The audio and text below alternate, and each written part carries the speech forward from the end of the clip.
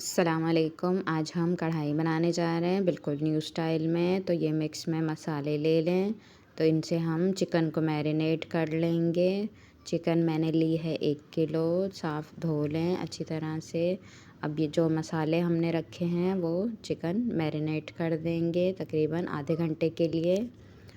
तो मेरे चैनल को प्लीज़ सब्सक्राइब कर दें। आप मेरी वीडियो देख लेते हैं लेकिन मेरे चैनल को सब्सक्राइब नहीं करते, तो प्लीज़ सब्सक्राइब कर दें।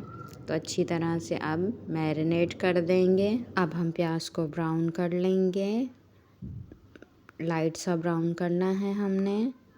अब इसके अंदर लहसुन अदरक डाल दें। अब जो हमने चिकन मैरिनेट किया था वो डाल दें, अच्छी तरह से भून लें। चिकन का कच्चापन हमने दूर करना है। तो दूसरी तरफ मैंने टमाटर लिए हैं, उनको मैं बॉईल कर लूँगी। पानी खुश्क करना है और टमाटर को नरम कर लेंगे। तो अब चिकन हमारी भुन चुकी है।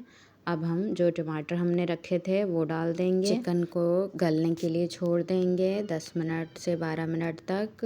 अब हमारी चिकन गल चुकी है। हरी मिर्चें डाल के थोड़ा सा पानी डाल के भून लें अच्छी तरह से, ताकि हरी मिर्चों का कच्चापन भी ख़त्म हो जाए। माशाल्लाह तैयार है हमारी कढ़ाई।